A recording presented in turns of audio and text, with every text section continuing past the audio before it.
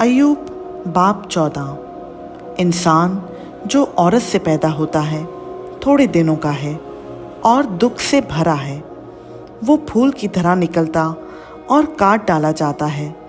वो साया की तरह उड़ जाता है और ठहरता नहीं। सो क्या तू ऐसे पर अपनी आंखें खोलता है और मुझे अपने साथ अदालत में घसीटता है? नापाक चीज़ में से पाक चीज़ कौन निकाल सकता है? कोई नहीं। उसके दिन तो ठहरे हुए हैं और उसके महीनों की तादाद तेरे पास है, और तूने उसकी हदों को मुकर्रर कर दिया है जिन्हें वो पार नहीं कर सकता।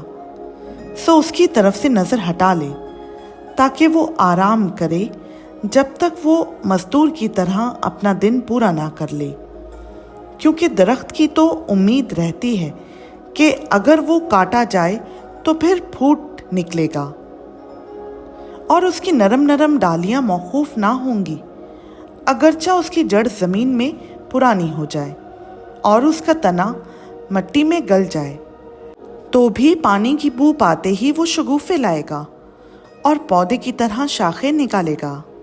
लेकिन इंसान मरकर पड़ा रहता है, बल्कि इंसान दम छोड़ देता है और फिर वो कहाँ रहा।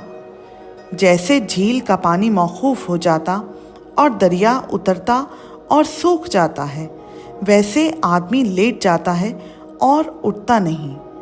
जब तक आसमान टल ना जाए वो बेदार ना होंगे और ना अपनी नींद से जगाए जाएंगे।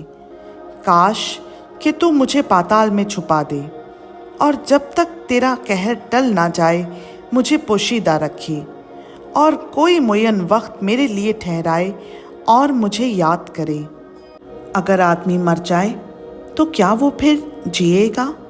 मैं अपनी जंग के कुल अयाम में मुंतज़िर रहता जब तक मेरा छुटकारा ना होता।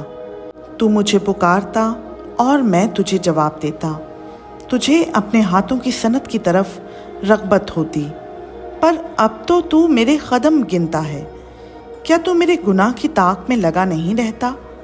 मेरी खता थैली में सरबा मोहर है। तूने मेरे गुनाह को सी रखा है।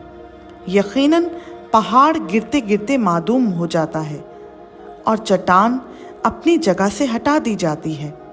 पानी पत्थरों को घिस डालता है, उसकी बाढ़ ज़मीन की खाक को बहा ले जाती है। इसी तरह तू इंसान की उम्मीद को मिटा देता है। तू सदा उस पर गालिब होता है, सो वो गुजर जाता है। तू उसका चेहरा बदल डालता और उसे खारिज कर देता है। उसके बेटों की इज्जत होती है पर उसे खबर नहीं। वो जलील होते हैं पर वो उनका हाल नहीं जानता, बल्कि उसका गोश्त जो उसके ऊपर है दुखी रहता और उसकी जान उसके अंदर ही अंदर गम खाती रहती है।